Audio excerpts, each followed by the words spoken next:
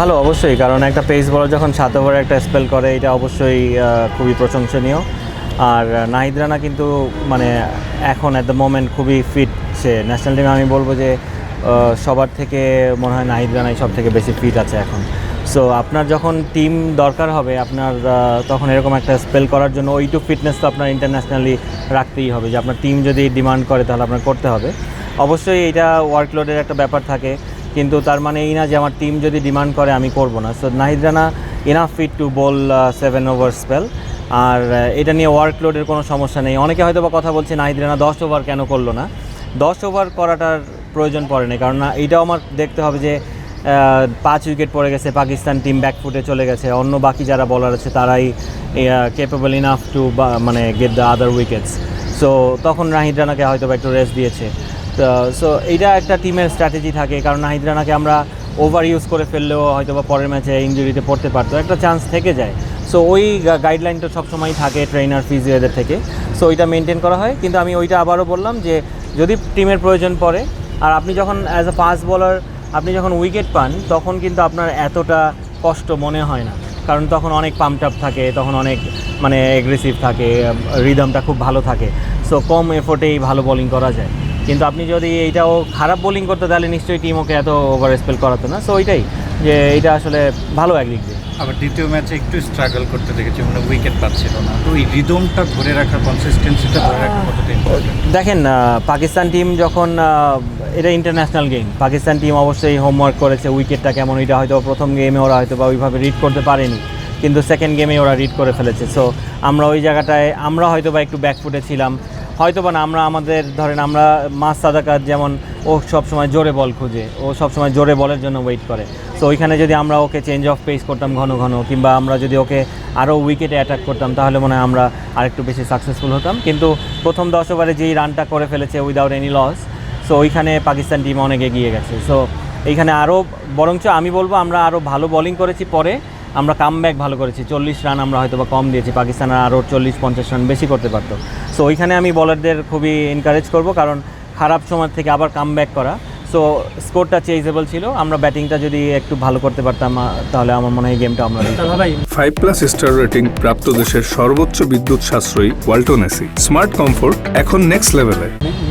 ম্যাচের সিচুয়েশন অনুযায়ী আপনার মনে হয় একেবারে আমরা মানে একটা ছিল যে এবাদত বল করবেন এবং উইকেট এনে দেবেন, আপনার কি মনে হয় যে ওই রোলটাই এখন স্পেসিফিকলি নাহিদের জন্য করা উচিত এবং সেও ওইভাবে রেডি হতে পারলো, একটা স্পেসিফিক রোল থাকলো টিমে? না দেখেন, বলার তো আসলে অবশ্যই নতুন বলার ডিফারেন্ট থাকে, মিড ওভারের বলার ডিফারেন্ট থাকে, কিন্তু আপনার টিমের যখন দরকার হবে আপনার সিচুয়েশন অনুযায়ী আপনি ওই সময় বলারকে ইউজ করবেন। সো আপনি অ্যাজ এ বলার আপনার এমনভাবে রেডি হওয়া উচিত যে আপনি যে কোনো সময়ের জন্যই আপনি রেডি, আপনাকে টিম যখন চাবে আপনি তখনই ওই জিনিসটা ডেলিভার করতে পারবেন। হ্যাঁ, নতুন বলের ব্যাপারটা ডিফারেন্ট থাকে কেন? কারণ নতুন বলে সুইং করানোর বলার আলাদা থাকে। So Nahid Rana depends more of his pace, not his swing. So ওই সুইং নিয়েও যদি এই পেসের সাথে সুইংটা নিয়ে একটু কাজ করতে পারে, আরও মানে আমার মনে হয় আরও মানে ডেঞ্জারাস বলার হবে ফেস করার জন্য। ভাইয়া, শেষ ম্যাচটা ডু অর ডাই ম্যাচ, জিতলে সিরিজ বাংলাদেশের হয়ে যাবে। তো এই ম্যাচে কোন ধরনের পরিকল্পনা নিয়ে আসলে বাংলাদেশের মাঠে আছে? দেখেন, পাকিস্তান প্রথম ম্যাচ থেকে যেই শিক্ষাটা নিয়ে ওরা ব্যাটিং করেছে, কিংবা ওরা যেই ভুলটা থেকে ওরা ওগুলো ভুল শুধরে সেকেন্ড ম্যাচে কামব্যাক করেছে। সো আমরাও সেকেন্ড ম্যাচে আমাদের ভুল ছিল, ওই ভুলগুলো যদি আমরা মানে ওভারকাম করতে পারি, সো মিস্টেকের সংখ্যা যার বেশি কম থাকবে তার দিকে গেমটা থাকবে। সো আমাদের যেই ভুলগুলো ছিল ব্যাটিংয়ে বলেন বোলিংয়ে বলেন, ওই জায়গাগুলো যদি আমরা মিনিমাইজ করতে পারি তাহলে আমাদের দিকে গেমটা থাকবে। খেলা হবে কিছু আগে বলেছেন যে রানটা খুব চেঞ্জেবল ছিল। আসলে আমরা যদি একটু দেখি যে সাম্প্রতিক পরিসংখ্যানের দিকে জায়গায় বাংলাদেশ যদি এরকম 250 রানের চেঞ্জ করে যাচ্ছে, বাংলাদেশ কিন্তু বেশিরভাগই গেমে খেলেছে, কিন্তু রান তারা চেঞ্জ করার ক্ষেত্রে আমাদের মানে মানসিকতায় কোনো পরিবর্তন আনা উচিত কিনা, আসলে আপনি কী মনে করেন? এই গেমে একটু পিছিয়ে আছে কিনা, এই কম্পিটিটিভ স্কোরগুলো আমরা একটু মানে পেশাটা নিতে পারি? দেখেন, চেজিং কিন্তু মানে একটা দিক দিয়ে ভালো যে আপনি জানেন আপনার টার্গেটটা কত, আপনি ওইভাবে আপনার ব্যাটিংটা সাজাতে পারবেন, আপনি প্ল্যানিংটা করতে পারবেন।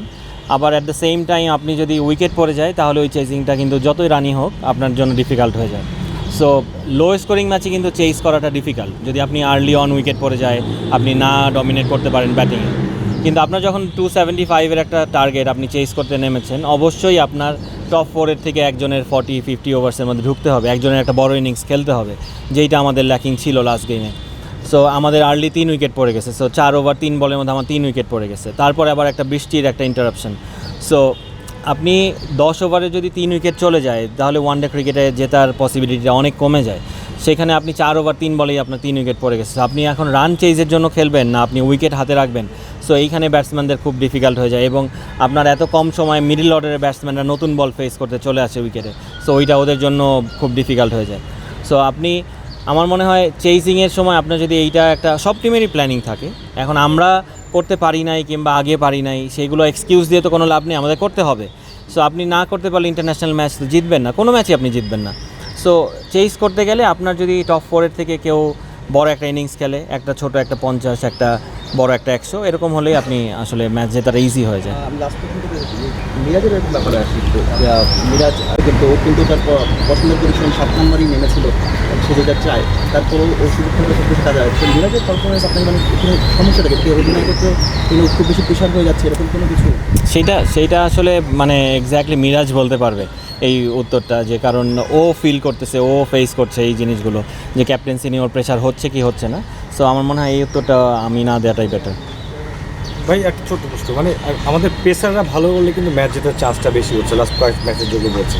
পাকিস্তানও কিন্তু পেস নির্ভর দল, দুই দলের পেস মানে আক্রমণটা আসলে আপনি মানে কাকে এগিয়ে রাখছেন এই মুহূর্তে দুই দলের যদি হিসেবে? আপনি তাসকিন আর মোস্তাফিজের এক্সপিরিয়েন্সের কথা যদি চিন্তা করেন তাহলে আমরা অবশ্যই এগিয়ে, কারণ ওরা বেশি ম্যাচ খেলেছে, ওদের উইকেটও বেশি। পাকিস্তানের শাহিন শাহ আফ্রিদি বাদে আমার মনে হয় না আর হারিস রাউফ খেলেছে, কিন্তু হারিস রাউফের এত উইকেট মনে হয় নেই মোস্তাফিজ আর তাসকিনের মতো। সো ওই দিক থেকে আমরা এক্সপিরিয়েন্স, কিন্তু এক্সপিরিয়েন্স সবসময় আপনার কাজে লাগে না যদি আপনি পারফর্ম না করতে পারেন। সো আপনার যে এক্সপিরিয়েন্সটা আছে এইটা যদি আপনি রেগুলারলি শো করতে পারেন তাহলে আপনি ব্যাটসম্যান থেকে একটা রেসপেক্ট গেইন করেন। সো এইটাই আমাদের বোলিং ইউনিটের করতে হবে। হ্যাঁ, আপনার খারাপ দিন যাবে, সো কামব্যাকটা কত স্ট্রংলি আমি করতে পারি ওইখানেই আমার এক্সপিরিয়েন্সটা আসলে আমি শো করতে পারবো। সো আমরা কালকে যেমন কালকের ম্যাচেই আমরা কিন্তু এইটা শো করেছি যে আমরা প্রথমে খরচে ছিলাম অনেক সব বোলাররাই, পরে কিন্তু আমরা খুব চমৎকার কামব্যাক করেছি। সবশেষ প্রশ্ন, আপনি নিজে বলছিলেন তাসকিন মোস্তাফিজরা এই সময়ে আসলে পাকিস্তানি পেস লাইন আপের থেকেও অভিজ্ঞতার দিক থেকে বা সব দিক থেকে এগিয়ে আছে। আজ অনুশীলনে রিপন মণ্ডল, সাকলাইন, খালেদ আহমেদ ছিলেন, মুশফিকরা ছিলেন, যেহেতু নিজের দেশে এত কম্পিটিশন এখন পেস ইউনিটে, তাদেরকে মোটিভেট করার জন্য বা তাদেরকে কীভাবে আসলে আপনারা দেখছেন, তাদের জন্য জাতীয় দলের দরজাটা আসলে কত দূরে? দেখেন, এখন কিন্তু আপনি পারফর্ম যে করবে তারই সুযোগ আছে, রাইট? সো ইট ডিপেন্ডস যে আপনি অ্যাজ এ ইন্ডিভিজুয়াল ওই প্লেয়ারটা কীভাবে ওই চ্যালেঞ্জটা নিচ্ছে। আর আমাদের এখন পেস বোলিং একটা ভালো বাঞ্চ অফ পেস বলার আমাদের হাতে আছে। সো এখানে কম্পিটিশনটা খুবই হেলদি। আপনি দেখেন ইবাদত টিমে নেই, কিন্তু ইবাদতকে আমরা কিন্তু এখন ওইভাবে করে মিস করি না। আবার ইবাদত যখন কামব্যাক করবে, যার জায়গায় ও খেলবে তাকেও হয়তো আমরা মিস করবো না, কারণ ওদের কম্পিটিশনটা স্ট্যান্ডার্ডটা এত উপরে আছে এখন বর্তমানে। সো একজনকে আরেকজন বিট করতে হলে তার ওইভাবে পারফর্ম করে এবং ইন্টারন্যাশনালি এসে পারফর্ম করে তারপর ওর জায়গাটা নিতে হবে। সো এই কম্পিটিশনটা আমাদের যত বেশি হবে তত বেটার। এই কম্পিটিশনটা আমাদের ব্যাটসম্যানদের মধ্যেও যদি এরকম করে আসতে থাকে তাহলে আমাদের টিমটা আরও স্ট্রংলি ডমিনেট করতে পারবো আমরা ইনশাল্লাহ।